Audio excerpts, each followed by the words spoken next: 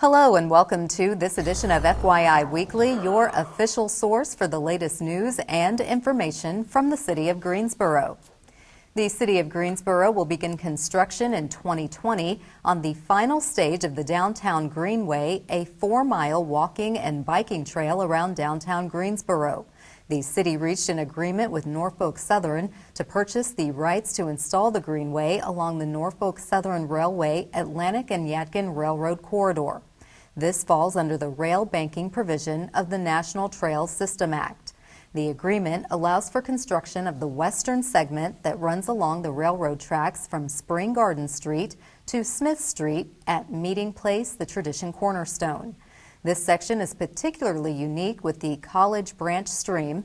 Restoration of the stream, the addition of site furnishings, and public art will enhance the beauty of this section of the Greenway. In 2001, the Greensboro Center City Master Plan identified the Downtown Greenway as one of 3 major projects, including Center City Park and the Greensboro Grasshoppers Downtown Baseball Park. The Downtown Greenway was then included in the city's 2006 Bicycle, Pedestrian, and Greenway Trails Master Plan. The public is invited to an unveiling ceremony to announce the winning projects for the 2019 Participatory Budgeting, or PB, Greensboro program. This will also serve as a volunteer recognition. The event will take place on Tuesday, November 19th from 5 p.m. to 6 p.m. at the Melvin Municipal Office Building, located at 300 West Washington Street. PB Greensboro is a democratic process that allows residents age 14 and older to decide how to spend up to $100,000 in each of the city's 5 council districts. Nearly 4,000 residents voted during Cycle 3, which ended on October 31st. That is more than 3 times the number of voters in Cycle 2. For more information about participatory budgeting, visit the city's website. In an effort to engage residents on most forms of media, the Greensboro Television Network, or GTN, is now available on the Roku streaming platform. With so many people no longer subscribing to cable service, this allows residents to watch a live stream of GTN at their leisure. Roku is currently the #1 streaming platform in the U.S. with more than 30 million active accounts. This provides the city a broader reach to connect with more Greensboro residents. GTN, founded in 1995, is Greensboro's official government TV channel dedicated to providing city government and community information. The channel operates 24 hours a day, 7 days a week, with original programs, live city council and zoning meetings, and information about city events. In an effort to help each of us improve our quality of life, the city has partnered with Cone Health for a series of brief and informative videos designed to inspire you to make better choices when it comes to healthy living. Let's check in with our friends at Cone Health for today's news for your health. For most people, occasional lapses in memory are a normal part of the aging process, but sometimes not. As we get older, there are some normal memory errors that we make that are age-related. For example, misplacing your keys, having trouble finding a word while you're talking, even forgetting an appointment. That's not cause for concern. What I see is that when people make these errors much more frequently and they begin to disrupt their lifestyle, then we start to worry that there may be a dementia coming. Now, a lot of people ask me, how can I maintain the memory I have or the thinking skills I have? Sometimes when we forget, it's not that we're forgetting information, but we're not actually absorbing it. So if you're having visual problems or hearing problems, or you've been diagnosed with those and you're supposed to wear glasses or hearing aids, please do wear those and get those kinds of things checked out. Secondly, sleep. Sleep is very, very important for memory. And we find that people who have inadequate sleep or disorders of sleep will have problems with staying alert and also problems with memory during the daytime. Drinking too much alcohol, use of drugs, and smoking. I would recommend stopping smoking because when you're smoking, you're actually taking oxygen out of the brain, and it can actually worsen your health in other ways. Stay intellectually engaged. Doing crossword puzzles or word searches, that's fine, but what research shows us is that when you're doing those activities, and it's a social context where you're doing it with other people, it can be much, much more effective to keep you mentally sharp. So, get involved in book clubs, go to dance classes, things like that can be very helpful. Another important thing is exercise, and people don't always realize that exercise is important to brain health. 30 minutes a day, if you can, of aerobic activity can be very, very effective in promoting the health of your brain because you're pumping blood through your brain. Managing stress and depression, that's an important one. I think that a lot of folks who are having memory problems, what we find out is that they're having very stressful lifestyles or they're actually depressed. Many of my patients ask me what they can do in terms of aids to use to improve their memory. First, you can definitely write things down. That's probably the easiest thing to do, either in a cell phone or on a pad of paper. Using a calendar that's in a central location in your home to kind of mark down appointments and important information can be very helpful. Asking people to repeat what they say to you back, even if you think you've heard it, and then rehearsing what you hear back in your own mind can be very helpful in strengthening the memory trace that you get.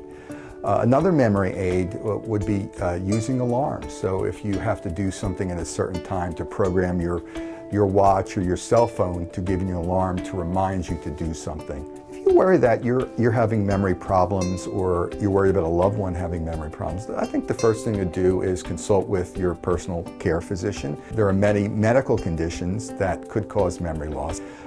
Medical conditions such as thyroid disease, vitamin deficiencies. There can even be side effects of medications that can cause memory loss, so you want your physician to be able to review those with you and make sure that that's going fine. Thanks for joining me. I hope this information has been helpful. For more information about memory and wellness, please visit conehealth.com/wellness. I'm Dr. Michael Zelson. The leaves are falling faster than most people can rake them. The city is prepared to collect the piles of leaves well into the new year. We'll have that story and more news coming up after the break. Stay with us.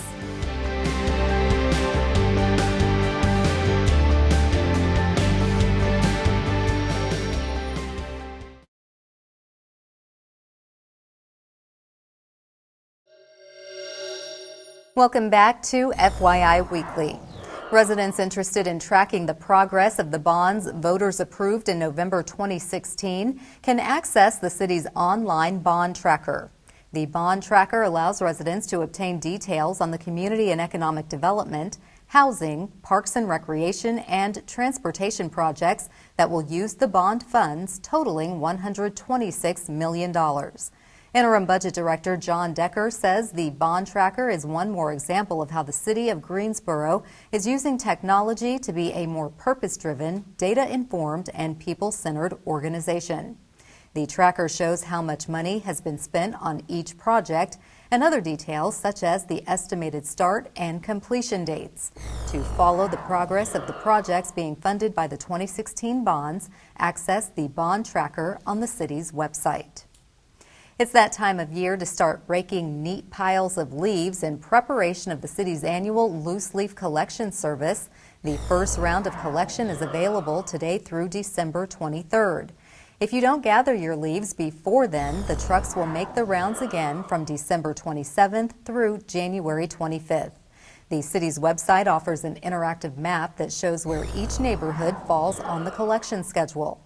Meantime, the city recommends the following tips for a successful loose leaf collection season. Rake leaves to the edge of your yard behind the curb, not in the street or on the sidewalk. Remove sticks, rocks, and other debris that may damage city equipment, and do not park vehicles on, in front of, or near the piles of leaves. The Yard Waste program accepts leaves throughout the year. Residents can place the leaves in clear plastic bags or a plastic or metal garbage can and set them at the curb on regular trash collection days. The leaves are converted into compost to fertilize city gardens and landscaped areas. If the landscaped areas in your yard could also benefit from the compost, it sells for $20 per truckload at the White Street landfill located at 2503 White Street. The recent drop in temperatures draws attention to those in our community who seek shelter from the cold. Operation Bedroll is a collaboration between GPD, field operations, and the library in an effort to keep non-recyclable materials out of the landfill while providing the homeless with something to sleep on this winter. The bedrolls provide an insulating layer to prevent the loss of body heat from someone who sleeps outdoors. Greensboro's residential recycling program does not accept plastic bags, which can get tangled in sorting machines at the recycling center. Residents may recycle plastic bags and other plastic wrap or film items at participating local retailers such as grocery stores. All materials must be clean, dry, and free of food residue prior to being recycled. In an effort to spotlight and celebrate local artists, business owners, community builders, and essentially the next generation of leaders, the city is proud to partner with Action Greensboro to introduce our Made in Greensboro series.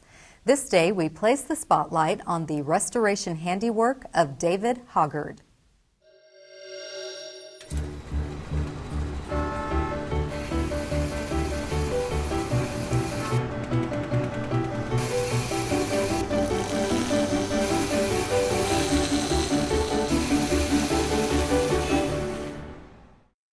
David Hoggard was a wholesale instrument salesman with a passion for restoring historic homes when he stumbled into entrepreneurship. He and his wife planned to buy homes in the Aycock Historic District, now called Dunleith, improve them, and rent them to earn money to send their children to college. It involved a lot of hard work, including the delicate business of repairing 100-year-old windows. By historic district guidelines, restoration is always preferred over replacement. That made sense to David, who says unlike modern windows, these were made to be repaired. Before long, people were looking to him for advice on how to repair their own windows. Today, his business, Double Hung, has 20 employees and restores windows for commercial, institutional, and residential properties. Window sashes from across the southeast are carefully stripped of centuries of paint and repaired at the company's bustling Patterson Street workshop. David considers it working with artifacts. You'll find David's handiwork at the old State Capitol building in Raleigh, the Virginia Supreme Court, and the Greensboro Historical Museum.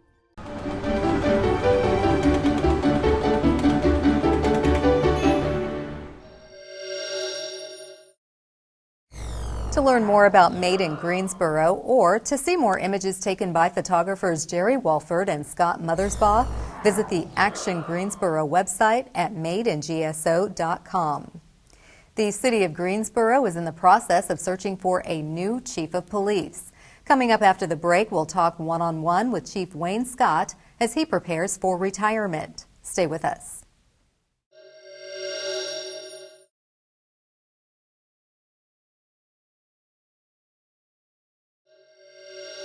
Welcome back to FYI Weekly. The top brass at the Greensboro Police Department will have a change of guard after the city rings in the new year. The search for a new chief of police is underway in preparation of the current chief's retirement. Joining me now to tell us about the accomplishments he is most proud of during his tenure and what the next chapter brings is Chief Wayne Scott. Hello, Chief. Welcome back. Thank you. Thank you for having me. Always glad to have you here. Absolutely. Tell me, how has policing changed during your 28 years of service? A lot. 28 years, we've seen changes in technology and things like DNA and forensics, the ability to solve crimes very much differently. But additionally, it's our connectivity. Just as the connectivity within our communities have changed, everyone has a phone, everyone has a camera on that phone, everyone has the ability to really connect with people next door or across the country. Well, so are police. And so we've seen that has had both good and bad effects for us. Crime is a bit more widespread because now a suspect may be able to flee a great distance because of that connectivity.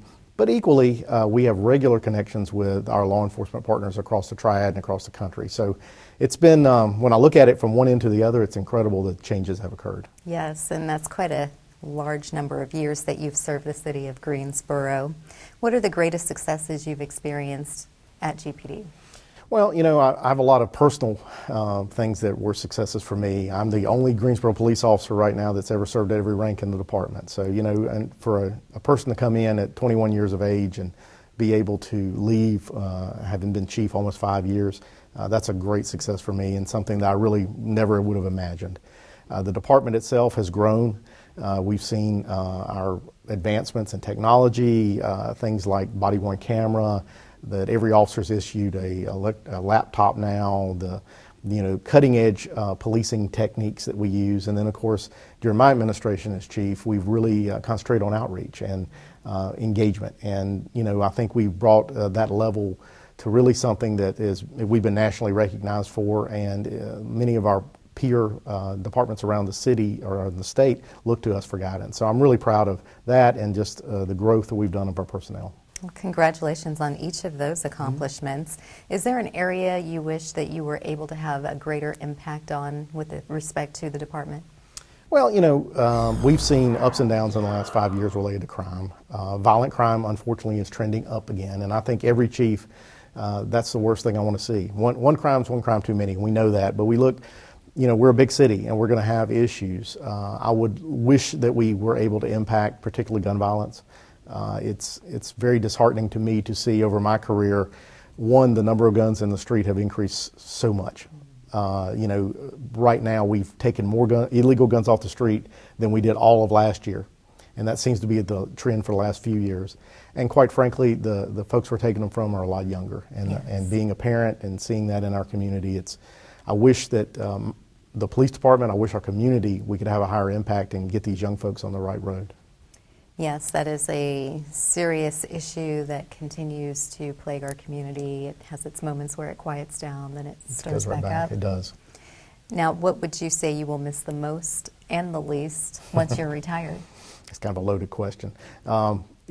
By far the most will be my folks. I have just under 900 employees, about 710 of those are sworn police officers. And we have an incredible staff, very dedicated. And I don't just say that as a chief, I say that as a citizen here in this community. And just the interactions, I talk a lot about family. If you've ever been to one of the ceremonies that I get a chance to conduct, I talk about the GVD family. And because of the nature of the work, we grow very close together, and I'm going to miss that daily interaction. Now, I'm sure I'll get phone calls and text messages or whatnot, but seeing people at the good times and getting them through the worst. So I'm going to see how all that works out for me. I'm going to miss that, though. And what will you miss the least? This thing we call the cell phone. I carry 2 cell phones as chief, and I work about 70 hours a week, give or take. And it's a 24-hour, 7-day-a-week job. And while I understand that, there's really no other way it can be. There are times when it has interrupted, family events, functions, yes. Everything you can think of. So I'm really looking forward to not having to be quite as responsive to a cell phone. But that's just the nature of the job. And as you're preparing to retire, I know that's an exciting time, all kinds of other opportunities that I'm Right. sure you will take part in. Is there any advice that you have for the incoming chief of police? Wow. I think that the city's done a really good job, from what I understand, to try to find the right candidate. So I believe we'll have the right person in the seat. This is an incredible police department. And I don't just say that as the chief. When you look across the nation, we actually size up very well. Yes. We have, our crime rate is still less than most cities. Our department is well equipped. We have good leadership. We have good city leadership. So I hope the right person's there. And then my advice to them will be to listen to those around you. And I've told everyone, I believe there's a difference in leadership and managing, and lead with your heart. Understand that every single decision as chief affects a whole lot of people. Yes. And be mindful with that. And I think a good leader is the one who can say, you know what, maybe I need to back up, and maybe I need to ask others and whatnot. So I'm confident we'll get there, and I think the city's going to go forward and hopefully find us a great chief. I agree. I am right there with you. But it's always a pleasure, Chief Scott. Thank Absolutely. you so much for stopping by. You always come in and never hesitate to be a guest on our show. Thank you. I appreciate your leadership and supporting me and my team. And Absolutely. it's certainly been a pleasure to work with you. And I'm looking forward to seeing you around the community, because I know you are not going to just retire in a rocking chair and call it a day. No, I'll be around somewhere. Thank you very Yes, much. Thank you, Chief. Stay tuned for a little known fact about Greensboro as we tell you something about the city. That's coming up after the break. Stay with us.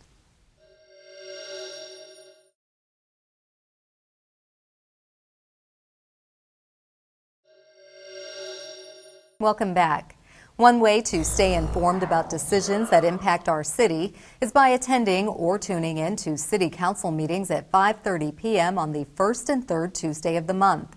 The Greensboro City Council meetings are open to the public, but if you cannot make it to City Hall, we broadcast the meetings right here on GTN. The meetings held in the council chambers are also streamed live on the city's website.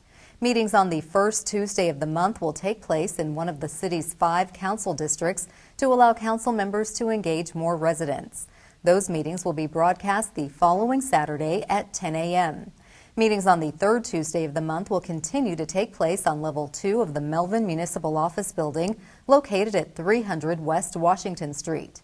The fourth Tuesday is reserved for a meeting as needed. To review the council meeting locations, schedule, and agendas, please visit the city's website. Here's an opportunity to learn a little something about the city. The residential recycling program no longer accepts glass bottles and jars. Residents who want to continue recycling glass may use any of 9 glass recycling drop-off locations, including the newest site at Leonard Recreation Center, located at 6324 Ballinger Road. Clean, dry, empty bottles and jars can be deposited in the blue recycling carts at the following drop-off sites: Fire Station 19 on Downwind Road, First Presbyterian Church on West Fisher Avenue, Glenn McNary Library on Lake Jeanette Road, Kathleen Clay Edwards Library on Price Park Drive, McGirt Horton Library on Phillips Avenue, Medford Service Center on Patton Avenue, Solid Waste Transfer Station on Burnt Poplar Road, and the White Street Landfill on White Street. Glass items dropped off at these locations will be combined with glass collected from local bars and restaurants to be recycled into new glass bottles and jars. For more information about the city's recycling changes, please visit the city's website. Coming up after the break, we'll showcase our department spotlight.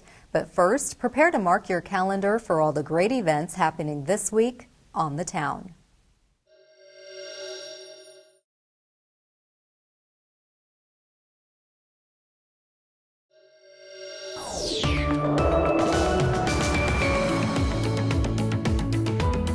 Hey, this is Taylor. There's a lot going on this weekend, so let's get started.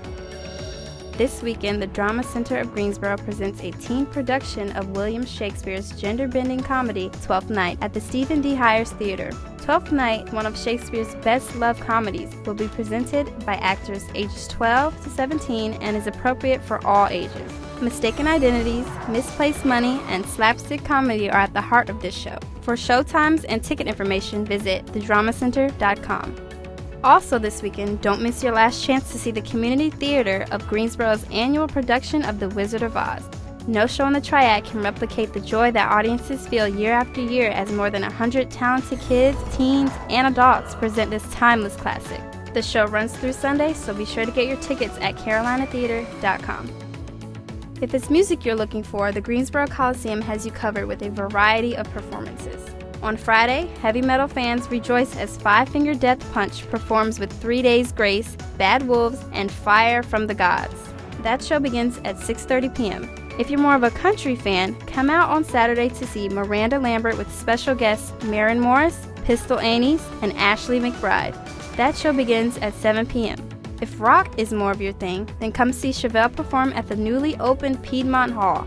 This show is also on Saturday and will begin at 7:30 p.m. For a list of all upcoming events or to buy tickets, visit GreensboroColiseum.com. Did you know that once a month, the Glenn McNary Branch Library offers a designated Autism Afternoon to encourage our customers with autism to visit the library? If you are a parent who has been avoiding the library because you are concerned your child will be loud or disruptive, please come to the Glenn McNary Branch Library this Sunday from 3 to 6 p.m. Library staff members familiar with autism will be on hand, and signage will be posted to inform other library customers that it is Autism Afternoon. Visit greensborolibrary.org to find out more about this free program. Keep watching FYI Weekly right here on GTN to find out about more events happening on the town.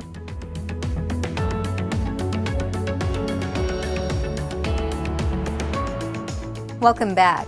The City of Greensboro has more than 20 departments and several divisions committed to serving you, our residents, and visitors. Let's go behind the scenes in our department spotlight. The Greensboro Coliseum box office is your connection to the Nitro Circus, coming to the BB&T Field in Winston-Salem on May 1st, 2020. Nitro Circus is headed across North America with its explosive You Got This tour, and the only way to truly experience it is in person.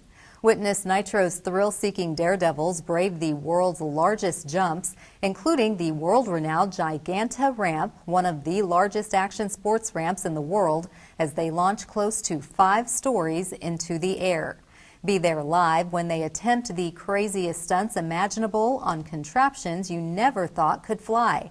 With no roof, there are no limits. These real-life action heroes are sure to inspire fans of all ages as they push the limits with record-breaking attempts each night. This is the show of the year you cannot miss. Tickets will be available to the general public on Friday, December 6th at Ticketmaster.com, NitroCircus.com, the Bridger Fieldhouse box office, and the Greensboro Coliseum box office. Straight ahead on the other side of the break is this week's Way to Go GSO Shoutout. Stay with us.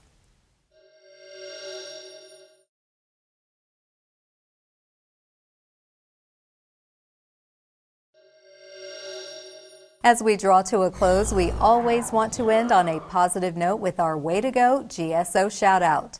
This week's shoutout goes to the Greensboro Police Club. The civic group hosted its annual fall barbecue in support of GPD. Portions of the proceeds support Special Olympics, youth athletic scholarships and uniforms, along with the police memorial. All items are prepared and served by GPD employees and retirees. The Greensboro Police Club is a private civic group that has sponsored this fundraiser since its establishment in 1927, with the exception of the 7 years the group suspended the event during World War II.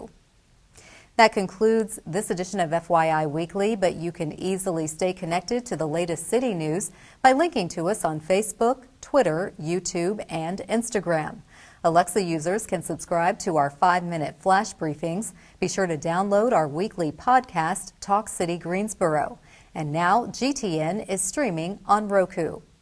For all of us here at the City of Greensboro, thanks for watching, and we'll see you next time.